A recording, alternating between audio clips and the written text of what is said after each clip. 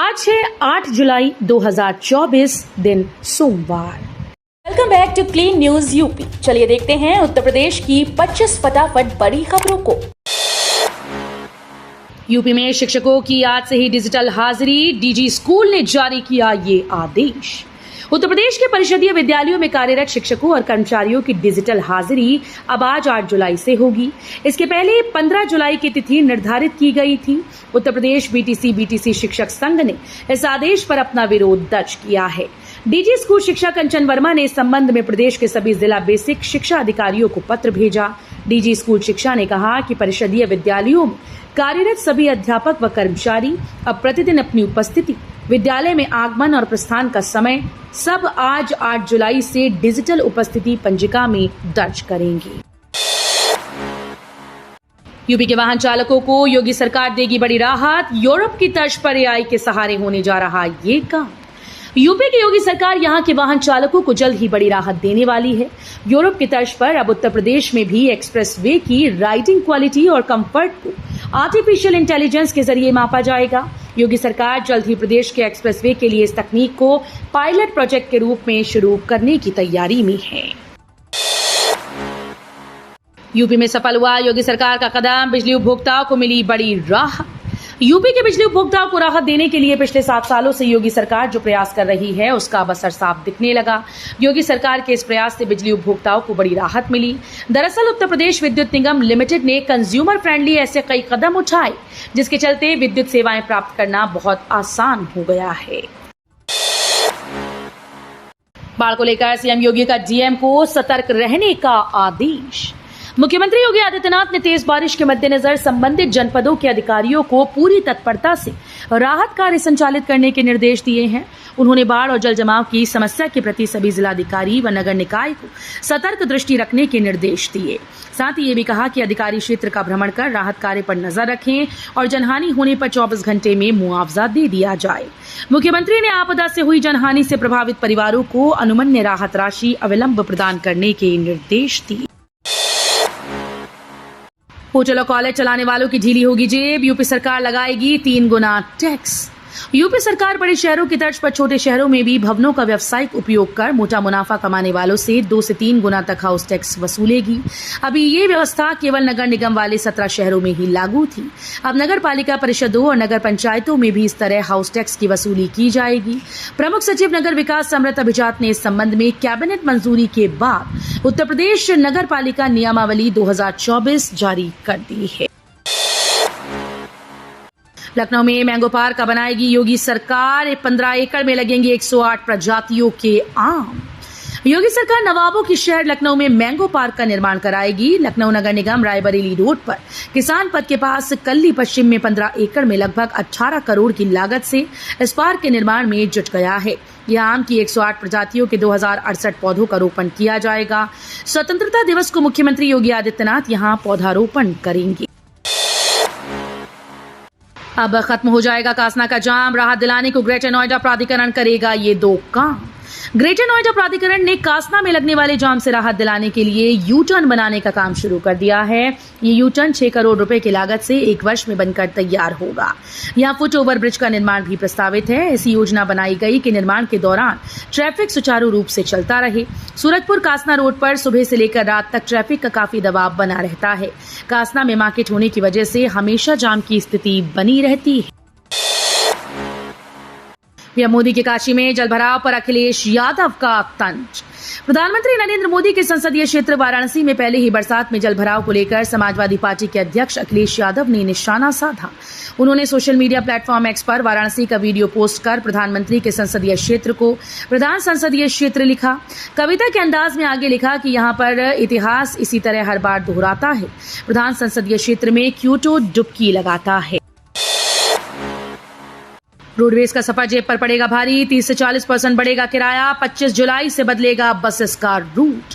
कांवड़ यात्रा को लेकर रोडवेज की बसेस का 25 जुलाई से रूट बदल सकता है। डायवर्जन लागू होते ही बसेस को परिवर्तित मार्ग से चलाया जाएगा। इससे किराए में 30 से 40% तक बढ़ोतरी होगी।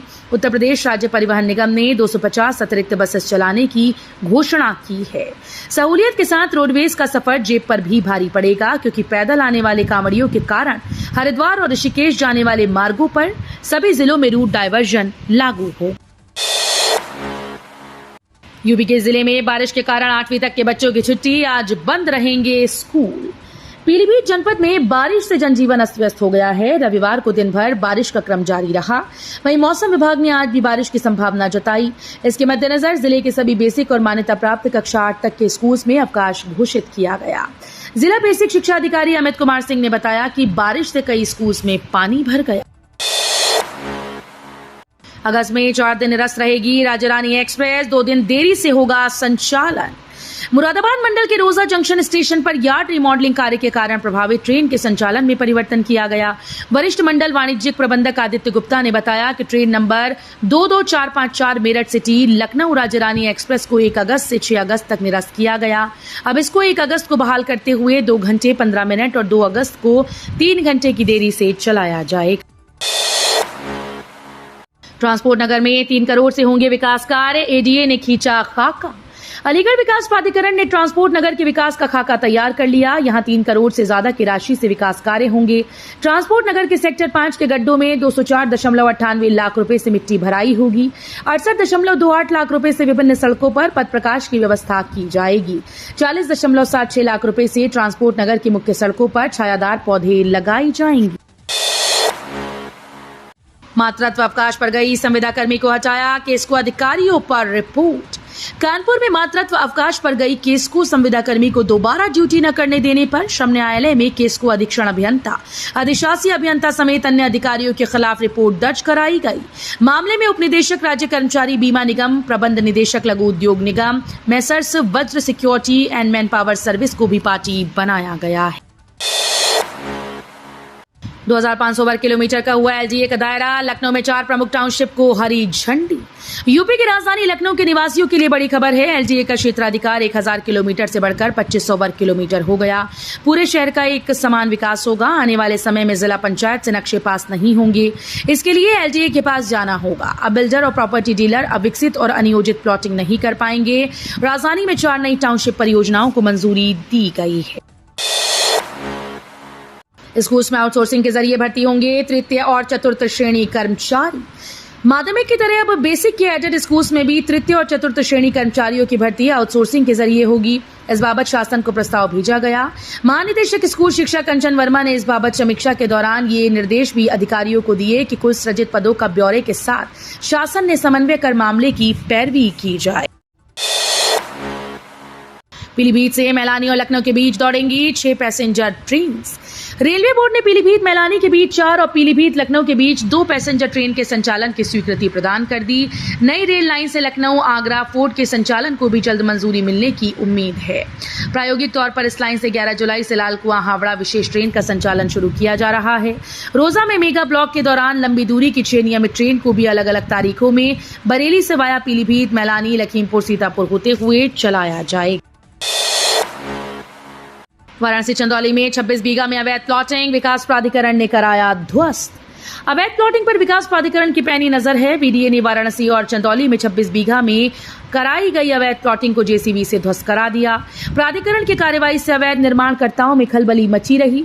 चंदौली के मुगलसराय वार्ड के करवत मौजा में बिना लेआउट स्वीकृत कराए 18 बीघा क्षेत्रफल में अवैध प्लॉटिंग विकसित की जा रही थी।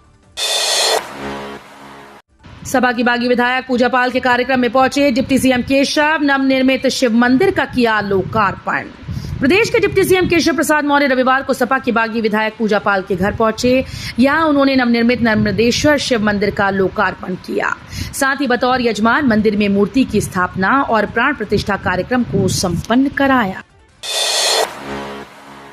बदायूं में गंगा का जलस्तर बढ़ा, 22 गांव में बाढ़ का खतरा, नरौरा बांध से छोड़ा गया पानी।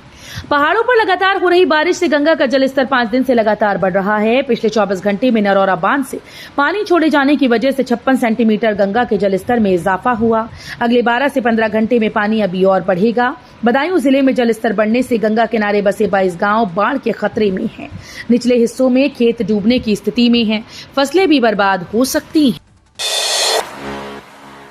इंडियन आर्मी में बिना लिखित परीक्षा के ऑफिसर बनने का मौका।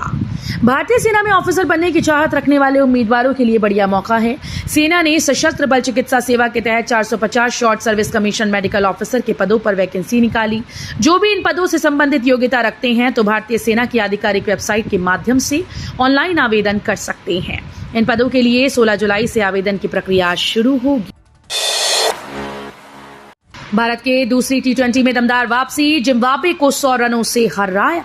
भारत ने दूसरे टी20 मैच में जिम्बाब्वे को 100 रनों से हराकर सीरीज में 1-1 की बराबरी कर ली। इससे पहले शनिवार को जिम्बाब्वे ने भारत को 13 रनों से हराया था। हालांकि रविवार को भारतीय टीम ने मेजबानों से अपनी पिछली हार का बदला ले लिया। हरारे स्पोर्ट्स क्लब में खेले गए इस मुकाबले में टॉस जीतकर पहले बल्लेबाजी करने उतरी भारतीय टीम ने 20 ओवर में 2 विकेट पर 234 रन बनाए। हाथरस हादसे के बाद बड़े आयोजनों के नियम बदले। हाथरस सत्संग हादसे के बाद अब अलीगढ़ प्रशासन के स्तर पर सामूहिक आयोजन की अनुमति देने में बड़े स्तर पर बदलाव किया गया। कार्यक्रम धार्मिक, निजी, परंपरागत या फिर किसी भी स्तर का हो, निर्धारित नियमों का पूरी तरह से पालन करना होगा। अब तक मजिस्ट्रेट व पुलिस के स्तर से रिपोर्ट आ जाने के बाद कार्यालय में बैठे बैठे अनुमति दे दी जाती थी, लेकिन अब ऐसा नहीं होगा। मुस्लिम युवा अग्निवीर बन देश की करें सेवा, कानपुर में 300 मस्जिदों से ऐलान। यूपी के कानपुर में मुस्लिम समाज ने केंद्र सरकार की अग्निवीर योजना का समर्थन किया। कानपुर में 300 से ज्यादा मस्जिदों से तकरीर में ऐलान किया गया कि अग्निवीर योजना देश के मुसलमानों के हित में है। इस योजना में उन्हें देशभक्ति दिखाने का मौका मिलेगा। इसके साथ ही वीर अब्दुल हमीद की तरह देश की सेवा करने का मौका मिल रहा है। मुस्लिम युवाओं से कहा गया कि अग्निवीर बनकर देश के लिए कुर्बानी देने से पीछे न हटे। अब हर अभ्यर्थी को सीलबंद पैकेट में मिलेंगे प्रश्न पत्र, अपने हाथ से खोलेंगे लिफाफा। उत्तर प्रदेश लोक सेवा आयोग की भर्ती परीक्षाओं में प्रश्न पत्रों की सुरक्षा को लेकर एक महत्वपूर्ण बदलाव किया गया। आयोग की सभी परीक्षाओं में हर अभ्यर्थी को सीलबंद पैकेट में प्रश्न पत्र दिए जाएंगे और अभ्यर्थी सीलबंद पैकेट को अपने हाथों से खोलेंगे। यूपी में अगले 5 दिनों तक होगी भारी बारिश। उत्तर भारत में भारी बारिश का दौर जारी है। उत्तराखंड के लिए मौसम विभाग ने आज बहुत से बहुत भारी बारिश की डराने वाली चेतावनी जारी की।